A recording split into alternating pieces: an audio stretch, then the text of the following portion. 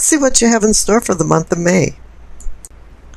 Down at the base of your spine for sourcing and urgings, you receive the Six of Wands. This is like a victorious spoils from some kind of competition where you outraced somebody with some type of acumen. And you can now be publicly honored for this victory, but with it being at the base of your spine, I don't think it really matters. But I feel it's more about you just acknowledging that you achieved a cornerstone in your life. Something now is not a drudgery anymore. You no longer fear it. This certainly can bolster your self-confidence because it indicates that you've overcome some challenges and you've reached some goals.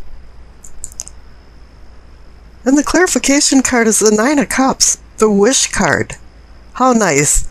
I had to go back and look because I noted that one of the other signs had received the Wish card down at the base of your spine, and it was Scorpio, but it was the main card. And Scorpio then got the Six of Cups, the card of memories and childhood memories. And here, it's just reversed for you, is that you got the Six of Wands with the Nine of Cups. It's kind of funny how a lot of the signs are getting the same type of cards, or the same cards actually. I think everybody's been going through a lot of the same feelings and doing the same reactions to things, but now that we're kind of over the cusp of some of the harder things, I think now it's going to be more free-flowing for everybody. It makes me want to say, curiosity killed the cat. But a lot of people forget the second line to this is that satisfaction brought him back. And this is what this card means, is satisfaction and contentment. And this all brings inner peace. And you got some great cards for the base of your spine. This card can also indicate overindulgence, like you're in your cups, so don't celebrate too heartily. Now up above, for your pelvic and sacrum, for your awakening and arousing, you receive the Seven of Swords. Somebody's stealing from you or sneaking something away from you, and with it being in your awakening and arousing category of the chakra, somebody's stomping on your spiritual self. But I don't think this is the type of thing that you can escape from, because the clarification card is the High Priestess. She's about intuitions and dreams and having the cosmos bring you messages. And you can't hide from that. But you have to be very acute and be listening for her subtle messages, because sometimes they're not obvious. Sometimes it's just a mere coincidence that you just write off and say, yeah, well, whatever. But then as you start thinking about it, and when you do have a revelation, then you realize that, boy, there was just a chain reaction of many things that were all connected that you didn't see until the very end. And now I think you've found your higher self, that even if somebody's been stealing or sneaking off with something, it really doesn't matter anymore. You're just going to readjust and go on with your life. Now these people can live with themselves, and even maybe eventually some guilt and remorse for what they did. And I think that might be the case because the card up above in the solar plexus for your sensing and feeling, you receive the Judgment card. Now somebody can be judging you, or you could be judging somebody else, but really this card is about grace, unconditional forgiveness. And it's forgiving yourself and forgiving other people. And when that happens, then you go through a rebirth. You become the phoenix and even go into a higher level of self. Maybe this Seven of Cups person is still back there spinning their wheels, but you don't care. I forgive you and let's move on. And the clarification card is the Hangman. The Hangman goes by the Tao philosophy of Wu Wei. I discussed that in my Chinese New Year's videos. where it actually means non-doing. Let things go with its natural flow. The lesson here is to stop trying to control the physical world and look at things in a different light. And relinquish the old ideas for new because they're avidly seeking their place. And it seems like your unconscious side is now doing a spring cleaning. And this is reinforced by the center card for the heart of the matter. You receive the Ace of Wands. It's great to receive an ace in the heart of the matter. It's a new beginning, but this is an inspirational new beginning that has fire energy behind it. It's time to move things along. Let's get this new beginning going. It's like heaven has given the earthly plane a message of good fortune. It's time to undertake new adventures with a passion. This is where it's up to you now to go to the drawing board and start scribbling out some plans. Get your sextant out and figure out where you're at and where you want to go and what's the purpose in your life. And the clarification card is the Chariot. How excellent. He's about movement, moving forward. He's about discipline. He wants you to overcome opposition. And I think you already have, because you're down here with the Six of Wands. You've had the Seven of Swords. And you've gone through the Judgment and the Hangman. There's been some opposition going on here, but you're moving forward. And you're going to make your plans into a reality. Now down at the throat, for communicating and teaching, receive the Ace of Pentacles. You see another ace. This is Earth. It's a promise of gifts of value and fates of fortune. And the clarification card is the World. It's saying, yes, you've gone through an ending. You've finished a cycle. And you've earned and you've learned and you've changed. And now you're ready to accept new challenges. Yourself and your attitude has all been readjusted. And up in the third eye for your seeing and envisioning, receive the Hermit. The Hermit's equal to the Hanged Man, but a little bit different. The Hanged Man requires some type of sacrifice, and with it next to the Judgment card, yeah, there was some sacrifice there. But the Hermit is now going on a lone journey to self-discovery. The darkness in you seeks the inner light of wisdom. And this card is about acquiring wisdom from the light in his lamp and finding guidance from his staff. And when you make these realizations, it's time to go back into the world and share the knowledge and the wisdom that you've acquired. And the clarification card is the Knight of Cups. He's offering something, but what he's offering is more emotional bonding. I don't think you've been pushing people away, but I don't think you've been attracting them either. The Knight of Cups is more of a peacemaker. He doesn't want to make war, he wants to make peace. The reading seems to be predicated on finding balance and peace. Now up in the crown for your knowing and understanding, receive the Three of Pentacles. I call this the Architect card. It's about building something. And usually it's a teamwork effort. Teamwork can create the impossible. It's synergistic. It makes more of its individual components. And the clarification card is the Nine of Pentacles. It's saying that you've succeeded, you feel very comfortable. You feel very content. This is going to full revolution, down to the Nine of Cups, up to the Nine of Pentacles. It indicates contentment. I don't think there always was some contentment, because let's go see what the past cards are saying. On the left, you receive the Chariot. Now, you receive the Chariot in the heart of the matter, too. So your past is indelibly connected to your present. Whatever has happened in your past hasn't affected your progress as a person. You're still moving forward.